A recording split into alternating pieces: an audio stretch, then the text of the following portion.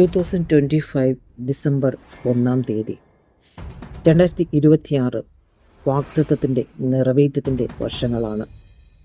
എന്നാൽ ദൈവത്തെ സ്നേഹിക്കുന്നവർക്ക്, നിർണയപ്രകാരം വിളിക്കപ്പെട്ടവർക്ക് സകലവും നന്മയ്ക്കായി കൂടി വ്യാപരിക്കുന്നു എന്ന് നാം അറിയേണ്ടുന്ന വർഷമാണിത്.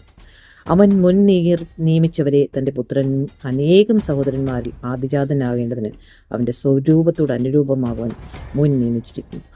നിയമിച്ചവരെ വിളിച്ചവരെ നീതീകരിച്ചവരെ തേജസ്കരിച്ചുമിരിക്കുന്നു. അതുകൊണ്ട് പ്രിയ ദൈവമക്കളെ, 2026 നമ്മൾ കടക്കുമ്പോൾ ന്യൂ ഇയർ റെസൊല്യൂഷനായി റോമാലേഖനം 8-ാം അധ്യായത്തിൻ്റെ 26, 27, 28 വാക്യങ്ങൾ നിങ്ങളുടെ കീവേഡ് ആയിരിക്കട്ടെ.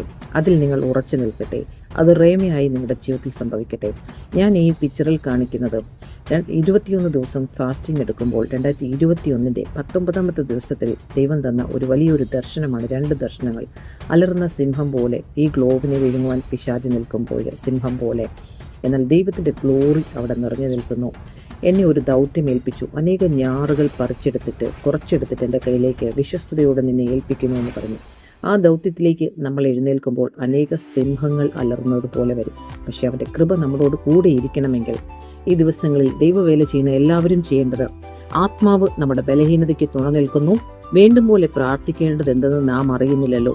ആത്മാവ് തന്നെ ഉച്ചരിച്ചുകൂടാത്ത ഞരക്കങ്ങളാൽ നമുക്ക് വേണ്ടി പക്ഷവാദം ചെയ്യുന്നു. എന്നാൽ ആത്മാവ് വിശുദ്ധന്മാർക്ക് വേണ്ടി ദൈവഹിതപ്രകാരം പക്ഷവാദം ചെയ്യുന്നത് കൊണ്ട് ആത്മാവിന് ചിന്ത ഇന്നതെന്ന് ഹൃദയങ്ങളെ പരിശോധിക്കുന്നവൻ അറിയുന്നു. അതുകൊണ്ട് ദൈവത്തെ സ്നേഹിക്കുന്നവർക്ക്, നിർണയപ്രകാരം വിളിക്കപ്പെട്ടവർക്ക് സകലവും നന്മയ്ക്കായി കൂടി വ്യാപരിക്കുന്നു. ഈ വർഷത്തിൽ തന്നെ ദൈവം തന്ന വചനമാണിത്. നമ്മളോട് ഇത് പറയുന്നത്, നിങ്ങൾ ഏത് സമയത്തും ആത്മാവിൽ വിധേയപ്പെടുക.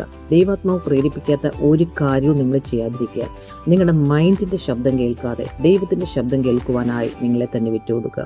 നിങ്ങൾ ഏത് അവസ്ഥയിലും ഏത് വ്യവസ്ഥയിലും ഇരുന്നാലും ദൈവത്തിൻ്റെ ആത്മാവിൽ പ്രാർത്ഥിക്കുവാൻ, അതിവിശുദ്ധ സ്ഥലത്തിരുന്ന് പ്രാർത്ഥിക്കുവാൻ, ദൈവം നിങ്ങളെ നീതീകരിച്ചു എന്നും അവൻ നിങ്ങളെ തേജസ്കരിച്ചിരുമിരിക്കുന്നു എന്നുള്ള സത്യം നിങ്ങൾ അരയ്ക്ക് സത്യം കെട്ടിക്കൊണ്ട് വിശ്വാസമെന്ന പരിചയെടുത്തുകൊണ്ട് ഓട്ടക്കളത്തിൽ മുന്നോട്ട് ഓടുക.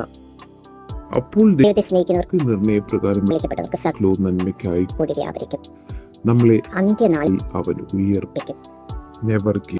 മനസ്സേ സ്വസ്ഥമായിരിക്കാം,